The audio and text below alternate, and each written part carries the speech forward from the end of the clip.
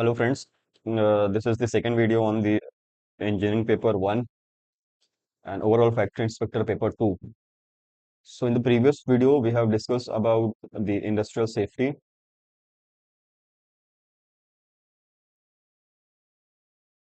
We have seen its objective and importance. So देखो एक question तो यहीं से डायरेक्टली बन जाता है आपका कि what is industrial safety या what do you mean by industrial safety? Give its objective and why is it important for the industries? Okay, that यहाँ से स्ट्रेट अवे वन क्वेश्चन बन जाता है। दूसरा हमने कवर किया था कि एक्सीडेंट कॉजेस एंड प्रिवेंशन। तीसरा जो हमने कवर किया था वो था हजार्ड्स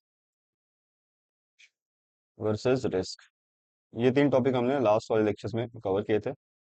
जिन्होंने अभी वो लेक्चर नहीं देखा है उसका भी डिस्क्रिप्शन में मैं लिंक डाल दूंगा। और इसके साथ साथ जो है एक वीडियो में मैंने डिटेल में डिस्कस किया है क्या क्या टॉपिक्स हैं और क्या उसका एनालिसिस है, ब्रेकडाउन है। उसका भी लिंक हम डिस्क्रिप्शन में डाल देंगे ताकि एक क्लियर आइडिया हो जाए। ठीक है, now without wasting much time let's start with the today's topic. So today's we'll be discussing about different types of hazard.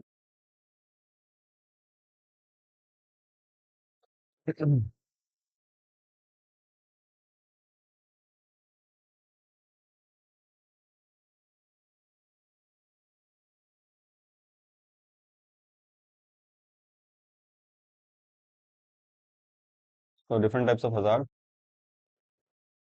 उसके बाद then we will see some of hazards को हम अच्छे से समझेंगे, some of our hazards in details, है ना। Specially ergonomic जो है वो आपके सिलेबस में भी है तो उसको भी डिटेल में देखेंगे। Then we will see identification and mitigation of hazard, identification and mitigation of hazard। ठीक है, then we will see hazard hierarchy। What is hazard hierarchy? Hazard hierarchy and specially इसके अंदर हम लोग देखेंगे in detail administrative and engineering control. ठीक है, engineering control and administrative control.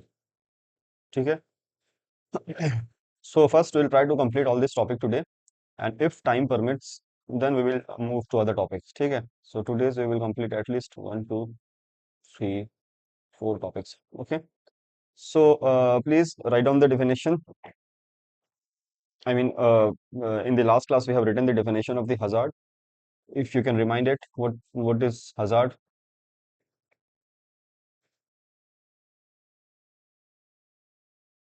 Yes, it is any source, any condition or situation that can cause harm, illness, damage, or injury to person or environment is known as the hazard. Now, proceeding forward, right? What are the different? You can give the title different types of hazard. I will dictate and you just write down. Okay, give the title different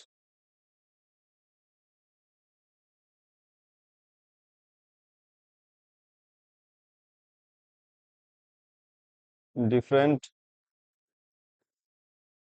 types of hazard।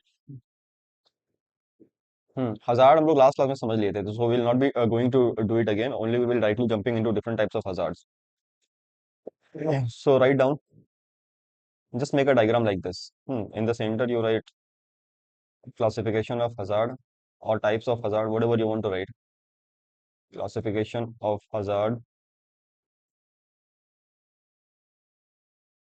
circle it and write, give an arrow and write first of all physical hazard, then you write chemical hazard,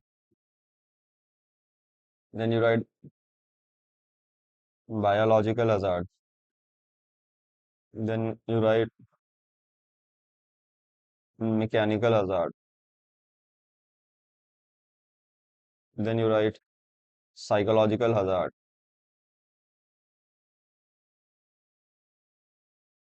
then you write ergonomical hazard.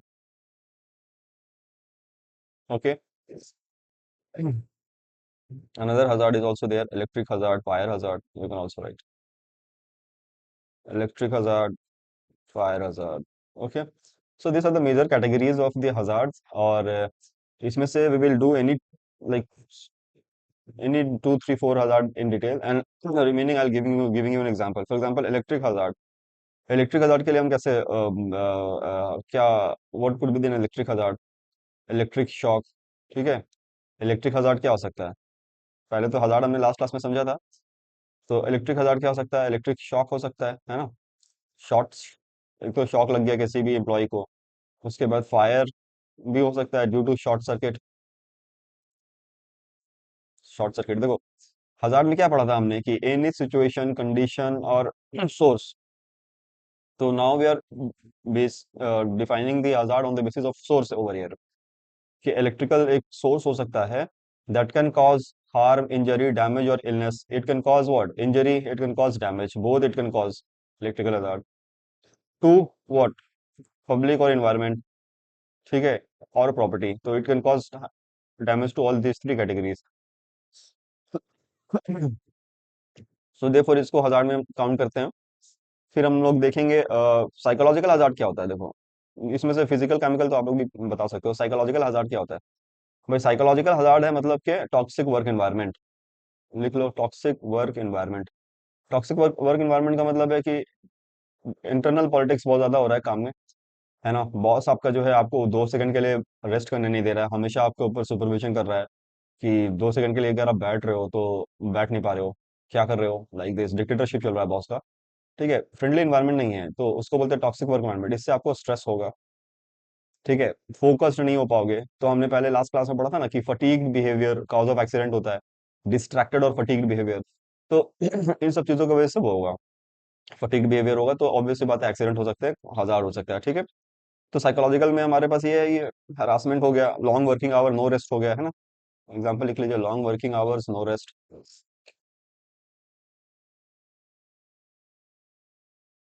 Harassment, ये आपके psychological hazard के अंदर आएंगे। उसके बाद mechanical hazard. देखो, mechanical hazard के अंदर क्या क्या चीजें आएंगी? मैकेनिकल हजार्ड के अंदर आ जाएंगी कोई भी मूविंग मशीनरी।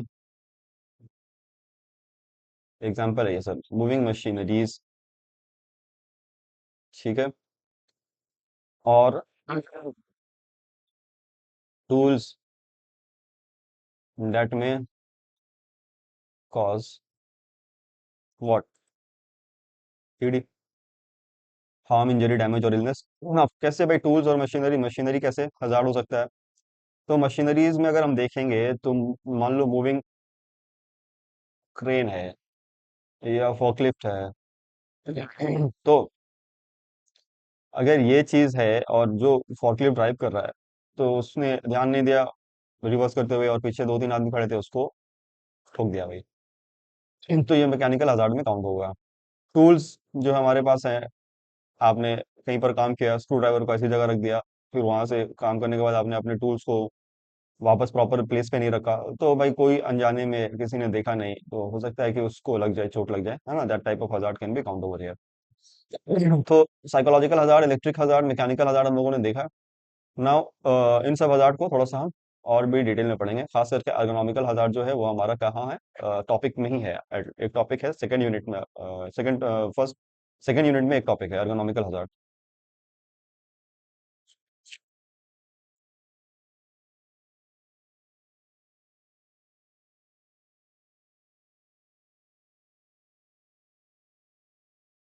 नो, बेसिकली ये पेपर 2 में है अर्गोनॉमिक। ठीक है, तो इसको अभी यहाँ पर भी थोड़ा सा डिटेल में हम लोग देखेंगे। ठीक है। तो अभी हमने 3 हज़ार के बारे में देखा, साइकोलॉजिकल, इलेक्ट्रिकल, मैकेनिकल। ठीक है, यहाँ तक किसी को कोई डाउट है? आई थिंक कोई डाउट होना नहीं चाहिए। चलो, उसके बाद लिखते हैं फिजिकल हजार्ड। फिजिकल हजार्ड, ठीक है, please write down. These are environmental factors at workplace. These are environmental factors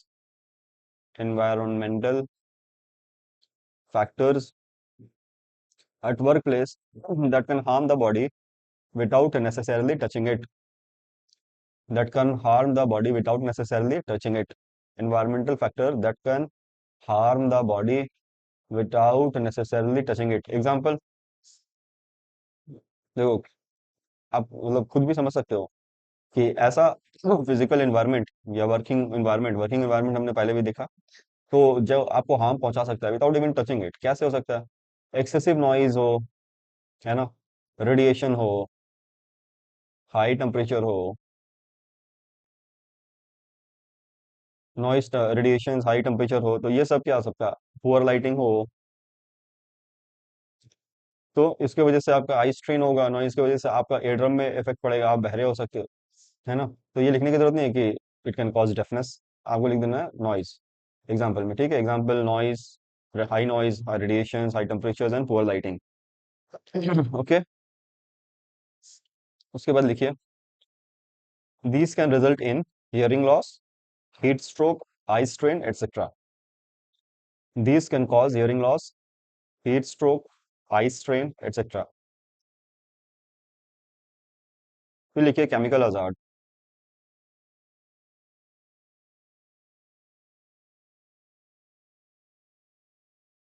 please write down. These arises from the use or presence of these arises from the use or presence of harmful chemicals at workplace.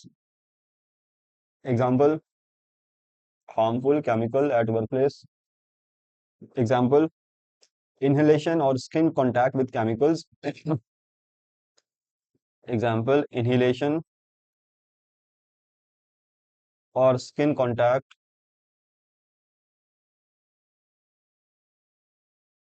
of harmful yeah skin contact with chemical,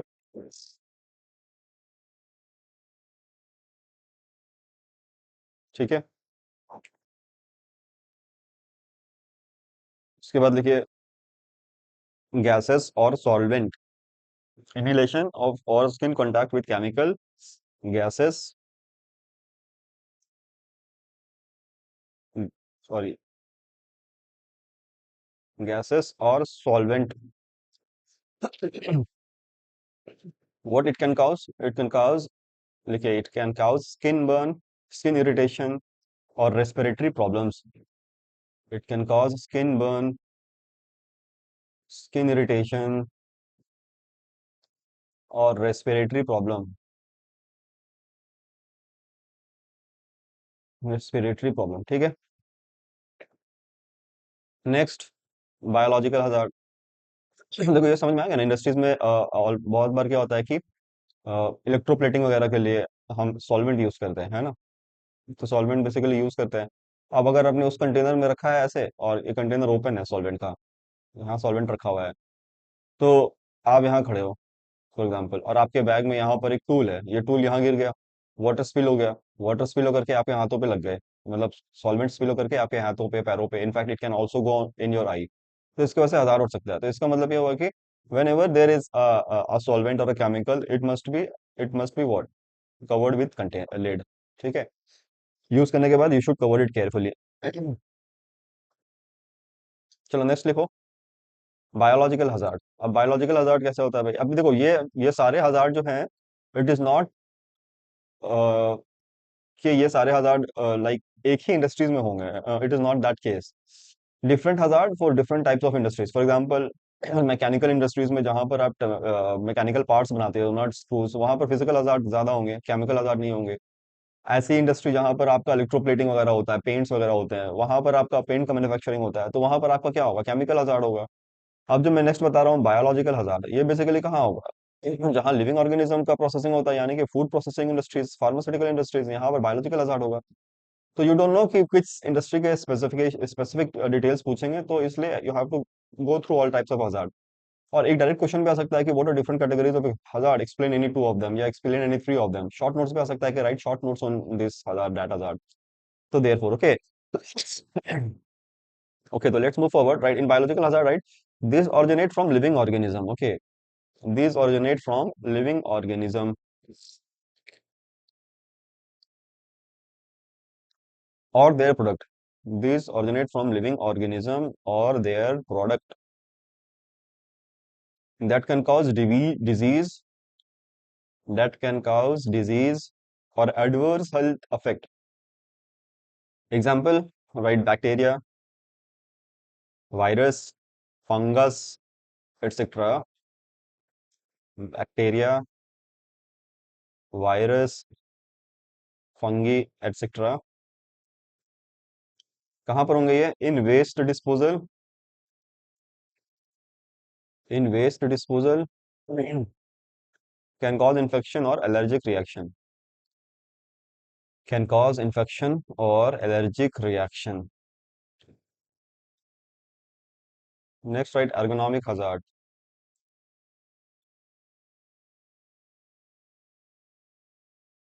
देखो ergonomic hazard basically होता क्या है, थोड़ा समझा दे। ये जो होता है वो एर्गोनॉमिक हजार्ड का मतलब, इसके अंदर क्या क्या चीज आ सकती है। जैसे आपका सिटिंग चेयर अच्छा नहीं है। वर्क स्टेशन क्या होता है, पहले देखो, वर्क स्टेशन होता है जहां पर आप बैठ करके काम करते हो ना। जहां बैठ करके आप काम करते हो वो वर्क स्टेशन हो गया। अगर वर्क स्टेशन में आपका टेबल और चेयर की हाइट प्रॉपर नहीं है, आपको ज़्यादा बेंड करके काम करना पड़ रहा है, या रेस्टिंग चेयर नहीं है आपके पास, तो क्या होगा, पोस्चर आपका, सेटिंग पोस्चर इम्प्रॉपर नहीं होगा, मतलब इम्प्रॉपर होगा, तो आपको एमएसडीज हो जाएंगे, है नहीं। एमएसडीज क्या है? Skeletal disease, musculo skeletal disease, है ना। ये डिजीज हो जाएगी जहाँ आपके बोन्स बेंड होने लगेंगे, बोन्स के बीच में गैप हो जाएगा। देखना आपने जो आईटी सेक्टर्स में काम करते हैं और बहुत टाइम से काम कर रहे हैं उनका देखना कि बोन्स में गैप हो जाता है। कहाँ? रिब्स के बोन्स में, है ना। जैसे डिफरेंट डिफरेंट बोन है ना, तो उसमें L3 L4 ऐसा करके इसमें नेमिंग होता है, तो इसके बोन्स के बीच में गैप बढ़ जाता है। Why? Because long sitting hours on chair, long sitting hours on chair. तो इसीलिए रिकमेंड किया गया कि भाई after 2 hours 3 hours just stand up, walk some time, then come back and sit. हाँ, व्हाई? बिकॉज आपके मतलब ऑर्गेनाइजेशनल हेल्थ के अंदर वो टॉपिक आता है कि आपके हेल्थ का भी प्रॉपर ध्यान होना चाहिए विद इन इंडस्ट्री। तो ये सारी चीजें जो है वो एर्गोनॉमिकल हजार्ड के अंदर आएंगी। So please write down, these are due to improper, these are due to improper workplace design or work practices. Example, repetitive movements, awkward posture, lifting heavy objects can cause mm, musculoskeletal, musculo या skeletal disorder, MSD, ठीक है। Muscles और skeletal का combination से बनाई है muscle और skeletal disorder, okay. Comma back pain, comma repetitive strain, etcetera, ठीक है। So in this way we have completed the different types of hazard. Now let us jump into the ergonomic hazard. Why? Because देखो अगर simple hazard से question आएगा तो this is sufficient, this content that I have given you is sufficient. लेकिन अगर ऐसा mention करके आएगा कि व्हाट इज ergonomic hazard, तो you have to write it more about it, ठीक है। एंड क्योंकि मैंने बताया ऑलरेडी पेपर 2 में, मतलब इंजीनियरिंग पेपर 2 में ergonomics पे एक अलग से टॉपिक है, तो वहां भी हम इसको डील करेंगे। लेकिन अब क्योंकि hazard पढ़ ही रहे हैं तो थोड़ा सा यहाँ पर भी इसको हम देख लेते हैं, ठीक है। Please write down ergonomic hazard,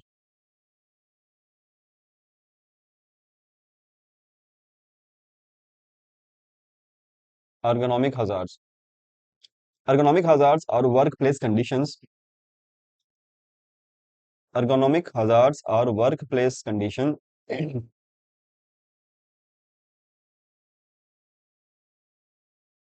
workplace conditions that causes discomfort or injury, that causes discomfort or injury to the worker. Ergonomic hazards are workplace conditions that causes discomfort or injury to the worker due to poor design of tools, due to poor design of tools, workstation or work practices, that do not suit the physical needs of the worker. ऐसा work practice जो physically worker को suit नहीं कर रहा है। ठीक है। Examples like repetitive motion. Machine थोड़ा ना है कि आप रिपीटेटिव मोशंस करोगे, है ना। फॉर एग्जाम्पल कि अपने राइट साइड से सामान उठा के अपने लेफ्ट साइड पे रखोगे और ये आपको कंटिन्यू करना पड़ रहा है तो फॉर दैट अर्गोनॉमिक हजार्ड हो जाएंगे। अर्गोनॉमिक, अच्छा अर्गोनॉमिक हजार्ड देखो ऐसा हजार्ड है जो आपको पता नहीं चलेगा, है ना, कि क्या ये मतलब इससे क्या हार्म होने वाला है या इसका सिवियरिटी क्या है। लेकिन ये हजार्ड वेरी इंपॉर्टेंट है, क्योंकि इससे वर्कर्स का हेल्थ डायरेक्टली इम्पैक्टेड होता है, और वर्कर्स का वेलबींग इंश्योर करना इंडस्ट्रियल सेफ्टी का वन ऑफ द ऑब्जेक्टिव है that we have already seen in the previous class. And also why this hazard become very important, because in ergonomic hazard, like other type of hazard, so you can physically identify it ki there is a fire, there is a chemical, there are gases, okay, there is a short circuit, like loose wire connection could result in short circuit like this. But ergonomic hazard, it has to be observed very carefully. How will you identify that workstation design is improper? How will you identify ki by there is a repetitive motion, or there is like the long working hours, it can result in like ergonomic hazard. How you will do that? So we will read the technique also कि we will do it कि कैसे हम identify करेंगे और कैसे उसको mitigate करेंगे, that we will do. So write down repetitive motion, continuous typing with no break. Repetitive motion,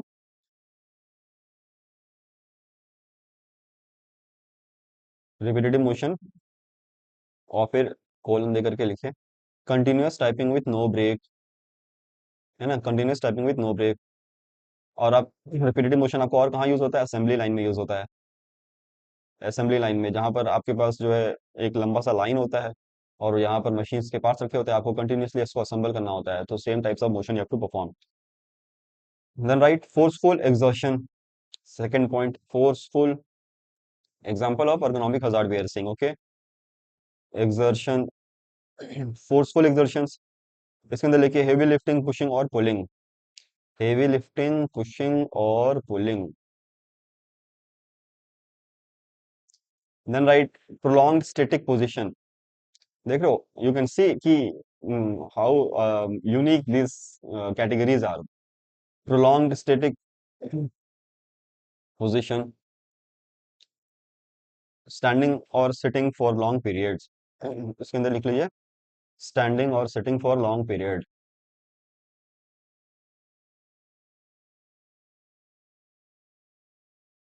long static position, okay. Next improper work station design और layout. ये तो हमने पहले भी देखा है ना।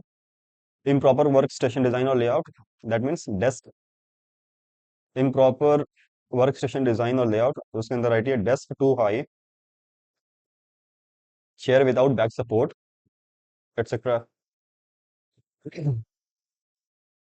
Desk too high, chair without back support, etc. Now write a concluding line over here. Ki, these hazards can cause MSDs. These hazard can cause MSDs. Musculoskeletal disorder, comma back pain, comma neck strain, comma CTS. CTS. In bracket write down carpal. Let me write it clearly.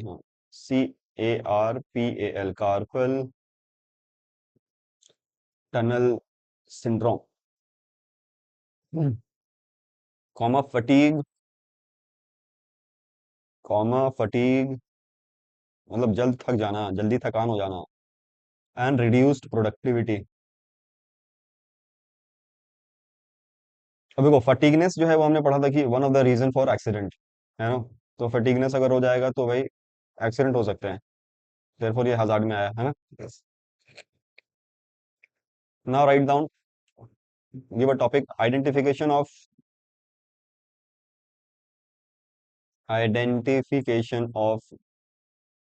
ergonomic hazard।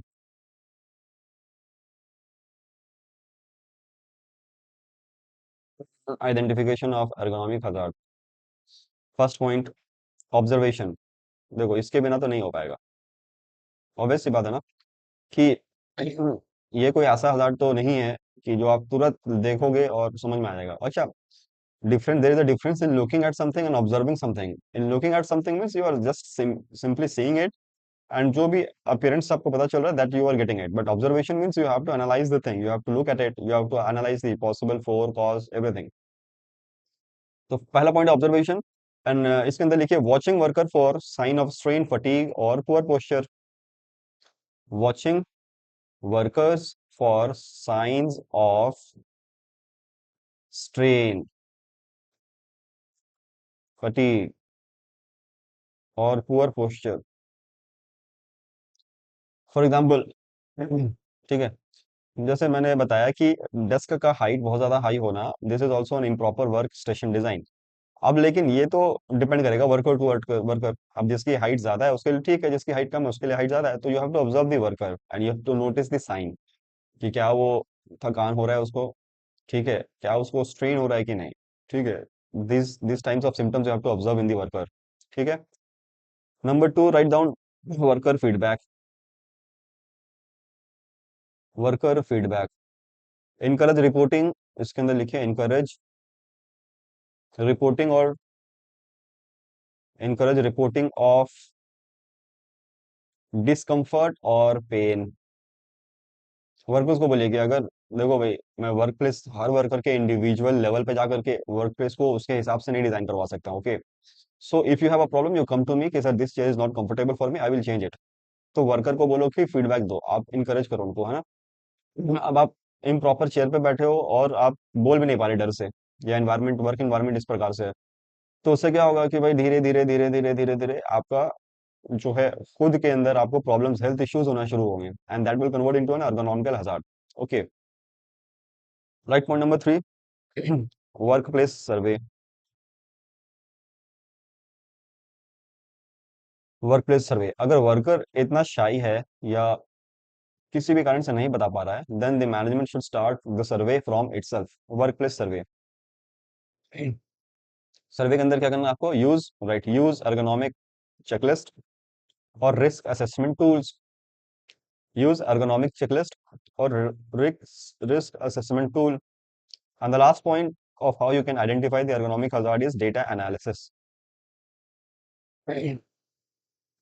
Study, data analysis मतलब अब कैसा data analysis करना है। कोई patient, कोई patient कह रहा हूँ, सॉरी, कोई वर्कर जो है वो बहुत दिनों से नहीं आ रहा है ना, तो there must be some disease and और इलनेस हो सकता है। अब वो इलनेस अगर वर्क प्लेस या वर्क इन्वायरमेंट की वजह से हुआ है, तो that is a cause of an, like that hazard is due to the work, so that will become an economic hazard, so you have to identify it. तो last point आप कैसे identify करते हो, due to data analysis, under which what you have to do is observe या study absenteeism. Absenteeism, कितने worker जो है regular absent कर रहे हैं, और वो जो वर्कर हैं जो एब्सेंट कर रहे हैं उनके आसपास का वर्किंग एनवायरनमेंट कैसा है, that you have to analyse. What you have to analyse, number data analysis के अंदर लिखेंगे पहला, study absenteeism, comma, injury record, injury records, study absenteeism, injury records. What? For root cause analysis. What is the root cause of this analysis? इसको बोलते हैं root cause analysis, RCA, ठीक है। Done, this is the identification of ergonomic hazard. Now let's write topic, mitigation, mitigation। इस हजार को आप कैसे रिड्यूस कर सकते हैं। तो देखो, इन प्रीवियस क्लास में मैंने बताया था कि एक्सीडेंट के बारे में जब हम पढ़ रहे थे, तो in accident we have seen the causes in detail, कि भाई क्या कॉजेज हो सकते हैं। Then in prevention what I have told, कि भाई जो भी कॉजेज हैं उसको आप प्रिवेंशन में कन्वर्ट कर दो। फॉर एग्जांपल है कि पुअर लाइटिंग एक कॉज था, तो मैंने बोला इसका प्रिवेंशन कर लो, प्रॉपर लाइटिंग कर लो, कि अगर प्रॉपर लाइटिंग होगा तो एक्सीडेंट नहीं होंगे। तो सेम कंसेप्ट यहाँ भी लगाना है, ठीक है। जो कॉजेज ऑफ ergonomic हजार्ड हैं उसी को हमको मिटिगेट करना है, जब कॉज ही नहीं होगा तो फिर हजार्ड नहीं होंगे, ठीक है। पहला point, comfortable and proper work station design. Sorry, write down comfortable and proper work station design. अगर इसके अंदर भी कुछ पॉइंट लिखना है तो लिख लो। जैसे कैसा इम्प्रॉपर जो वर्क स्टेशन का डिजाइन एक कॉजेस था ergonomic हजार्ड का, उसको हमको क्या करना है कि प्रॉपर और कंफर्टेबल डिजाइन देनी है। How you can do that? Adjustable chair रखो, adjustable chair, right down adjustable chair and desk, anti fatigue mats. आपने देखा होगा कि बहुत जगह ऑफिस में क्या होता है कि पैर रखने के लिए आपका एक स्लोपी स्ट्रक्चर बनाया होता है, इस टाइप से कुछ होता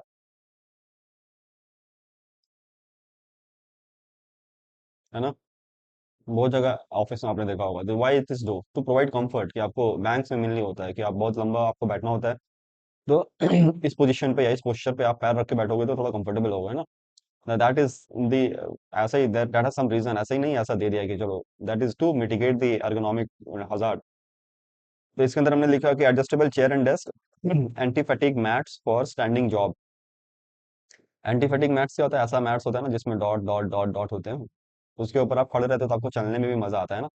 और देन वहाँ बीपी ब्लड प्रेशर का पॉइंट्स आपके जो पैर का जो फुट होता है उसमें वो जा करके थोड़ा सा कंफर्टेबल महसूस कराता है, तो उसको बोलते हैं anti fatigue mats.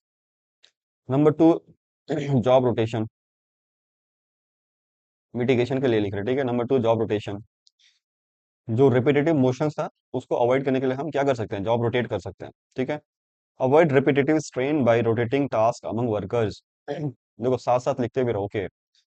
Avoid repetitive strains bye rotating task among workers. Point number three, ergonomic training and awareness। ergonomic training and awareness, तो ये कौन से कॉज को भाई मिटिगेट करेगा? जो हम बताए थे ना कि वर्कर्स के फीडबैक लेना है, उसको इनकरेज करना है कि भाई आप फीडबैक दो, वो तभी देगा ना जब उसके पास ट्रेनिंग, प्रॉपर ट्रेनिंग अवेयरनेस होगा। उसको खुद ही पता नहीं है कि भाई ये मेरा फिजिकल हेल्थ का डिटोरिएशन हो रहा है या ये वर्क प्लेस की वजह से हो रहा है, इम्प्रॉपर वर्क स्टेशन डिजाइन की वजह से हो रहा है। अब मान लो बैठे बैठे उसको कमर दर्द कर रहा है, तो वैसा सोचना ना लगे कि भाई मेरी हड्डियां कमजोर हो रही है, मैं खाने पे ध्यान दे रहा हूँ। उसको ये पहले तो ये बात समझ में आनी चाहिए कि भाई इम्प्रॉपर चेयर पे बैठोगे तो भी आपका कमर दर्द कर सकता है, और ये चीज आपको कहाँ रिपोर्ट करनी है, ठीक है। तो इसमें हम ट्रेनिंग के अंदर लिख देंगे, encourage reporting, encourage reporting. Point number two लिखेंगे, teach correct lifting techniques and postures, teach correct lifting techniques and posture. अब भाई डिजाइन डिजाइन सब सही है, लेकिन आप बैठ ही रहे उल्टे तरीके से, तो भी दिक्कत है ना, तो ये भी ट्रेनिंग देना पड़ेगा। Encourage stretching and short breaks, 2 घंटे बैठने के बाद 5 मिनट्स का ब्रेक ले लो, जाके इधर से पानी पियाओ, कॉफी पियाओ। इन ये सारा बेसिकली जो ergonomic जो हजार्ड हैं वो ज्यादातर सिटिंग बेंचेस वाले जो जॉब होते हैं, जैसे आईटीज के जॉब होते हैं, उन इंडस्ट्रीज के लिए, ठीक है ना। तो encourage stretching and short breaks.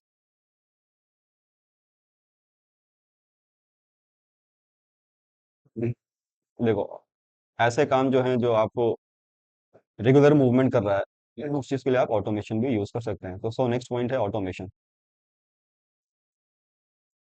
उसके अंदर लिखिए use of machine for repetitive job और हेवी लिफ्टिंग टास्क, ठीक है। Use of machine for repetitive job और हेवी लिफ्टिंग टास्क। अब देखो भाई जो बड़ी बड़ी कंपनीज हैं, जैसे फेसबुक हो गई, गूगल हो गई, मेट फेसबुक की है मेटा, या फिर और भी बहुत सारी आईटी टेक जायंट्स हैं।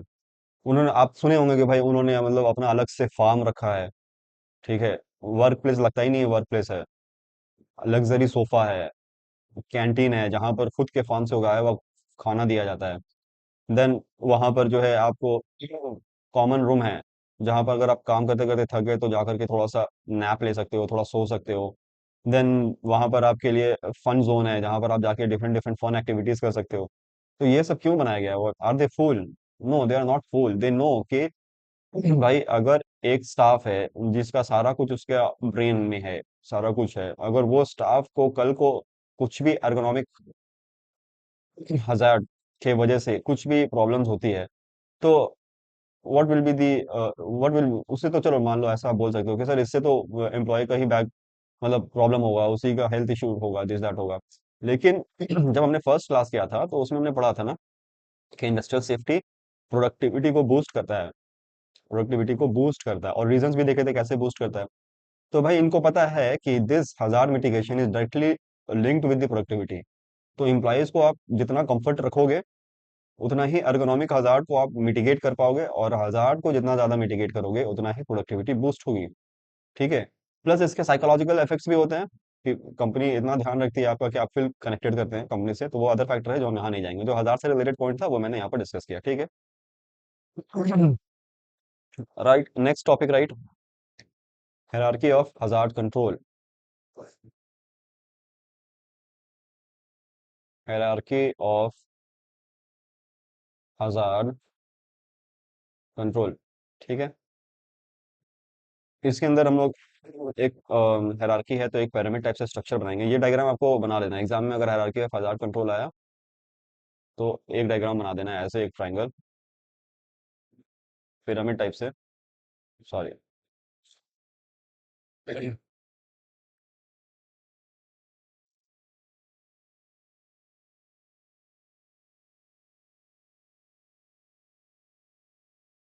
ठीक है, चल जाएगा। चल जाएगा, डन। उसके बाद पहले पॉइंट पे लिखो एलिमिनेशन। हजार्ड कैसे कंट्रोल कर सकते हो, एलिमिनेशन। दूसरे पॉइंट पे लिखो सब्स्टिट्यूशन। तीसरे पॉइंट पे लिखो हजार्ड को कंट्रोल करने के टेक्निक्स हैं। ठीक है, इसको बोलते हैं हायरार्की। सबसे ऊपर आता है elimination. If you can eliminate it, well and good. Eliminate नहीं कर सकते हैं तो लेस हजार्ड वाले से आप सब्स्टिट्यूट कर दो। अगर तब भी आप नहीं कर पा रहे हैं तो इंजीनियरिंग कंट्रोल आपको लगाना है, engineering controls. If substitution is also not possible, you have to go for engineering controls. If engineering controls is also not possible, you have to go for administrative control. Administrative control। और कुछ ऐसा hazard है जो इन सब से भी control नहीं हो पाएगा, then in the last you have to go for कि भाई अब छोड़ दो, अब ऐसा नहीं होगा, अब खुद को ही सेव कर लो। तो you have to use PPE. Last time बताया था, पर्सनल प्रोटेक्टिव इक्विपमेंट। ठीक है। ये वाला डायग्राम बना लो फटाफट। सबसे पहले एलिमिनेट करने की कोशिश करना है, नहीं होगा लेस हजार्ड से सब्स्टिट्यूट करना है, अगर नहीं होगा इंजीनियरिंग कंट्रोल लगाने हैं, अगर नहीं होगा एडमिनिस्ट्रेटिव कंट्रोल लगाने हैं, और एट लास्ट जब कुछ भी नहीं होगा तो भाई क्या कर सकते हैं, खुद को सेव करो, पीपीई किट यूज करो। एग्जाम्पल, भाई कोरोना के टाइम पे क्या हुआ था, कोरोना के टाइम पे तो ये सारे हायरार्की कंट्रोल फेल हो गए थे। क्या काम आ रहा था, लास्ट वाला पीपीई। सबने सैनिटेशन यूज, सैनिटाइजर यूज किया, मास्क यूज किया, क्यों? कि भाई हम ये हजार्ड को ना एलिमिनेट कर सकते हैं ना सब्स्टिट्यूट कर सकते हैं, ना ही कोई इंजीनियरिंग या एडमिनिस्ट्रेटिव कंट्रोल कर सकते हैं। एडमिनिस्ट्रेटिव कंट्रोल पे इतना ही कर सकते हैं कि भाई हम दूरी बना सकते हैं बस। तो अल्टीमेटली हमें क्या करना है, अपने आप को प्रोटेक्ट करना है। ठीक है, अगर इन सब से भी हम कंट्रोल नहीं कर पा रहे हजार्ड को तो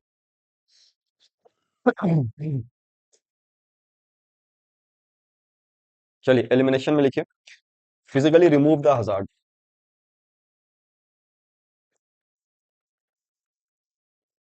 एलिमिनेशन के अंदर लिखेंगे physically remove the hazard. Substitution के अंदर लिखिए replace the dangerous hazard with less dangerous one. Replace the dangerous hazard with less dangerous one. Engineering control के अंदर शॉर्ट पॉइंट्स में लिख रहे हैं, बाद में हम डिटेल में देखेंगे। implementing physical changes implementing physical changes to isolate the workers from hazard, such as installation of barriers,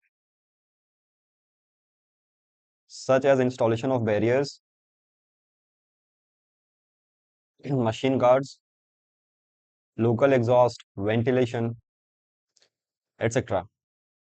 ये इंजीनियरिंग कंट्रोल में आ गया। ठीक है, कि आपको मशीन्स को बैरिकेडिंग करना है, प्रॉपर लाइटिंग वेंटिलेशन देना है, etc। Then write administrative control, under which you have to write down change the way of people work, change the way the people work by proper training, work best schedule and safety training। पहले है work training, work best schedule, और उसके बाद last में है safety training. ये आपको administrative control के अंदर लिखना है। पीपी के अंदर लिख लीजिए, use of protective gear, use of protective gears during work. Last time हमने पीपी पे डिस्कस किया था, ठीक है। Write down please, the best approach is to eliminate the hazard completely. The best approach is to eliminate the hazard completely, but wherever not possible, और जहां possible ही नहीं है, but wherever not possible, a combination of controls should be used following this hierarchy. A combination of control should be used following this hierarchy. Okay, write down the last topic, engineering and administrative control. ये important है, इसीलिए हम इसको cover करेंगे अलग से। Engineering and administrative control.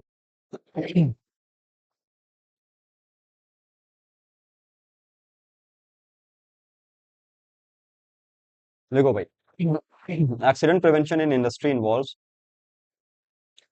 Accident prevention in industry involves, accident या hazard relatable terms है, तो we can use it, accident और hazard prevention whatever you want.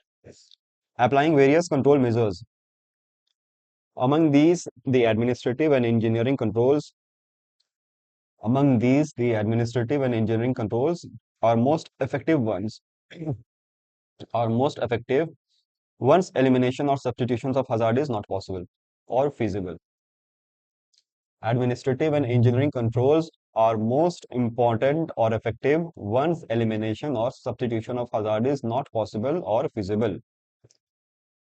Right, engineering control gives a heading, engineering control. In this, right, it involves physical modification of workplace. It involves physical modification of workplace.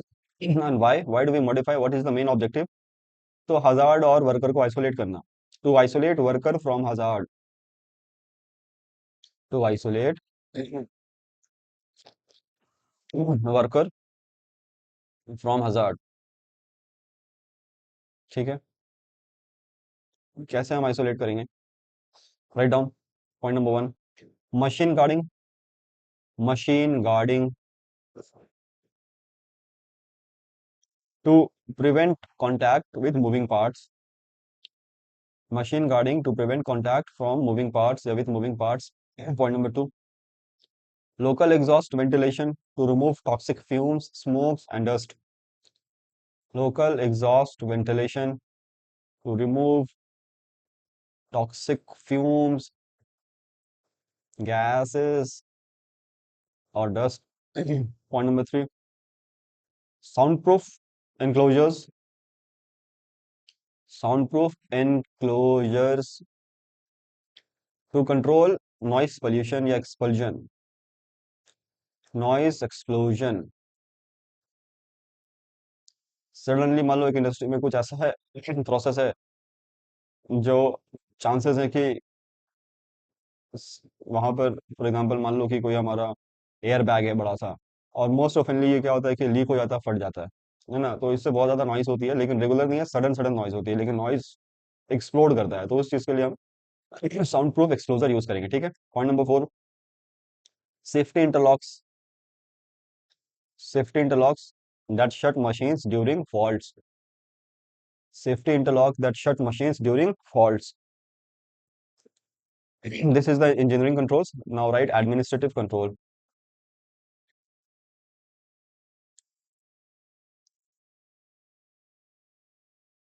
Administrative controls में लिखिए, it involves changes at it involves changes on work policies, work policies, it involves changes on work policies, procedures, or work schedule to reduce risk, or work schedule to reduce risk. Work policies, ठीक है, it involves changes on work policies, procedure और work schedule to reduce risk. Work schedule क्यों change करना है? For example, एक इस month में मान लो कि आईएमडी की तरफ से, इंडियन मेट्रोलॉजिकल डिपार्टमेंट की तरफ से, heavy warning in the evening का टाइम आया है। हेवी वार्निंग कब? शाम को 5 से 10 के बीच में। तो आपको वर्क प्लेस को शेड्यूल करना पड़ेगा ताकि एम्प्लॉयज जो है सेफली घर जा सके, है ना, एडमिनिस्ट्रेटिव कंट्रोल।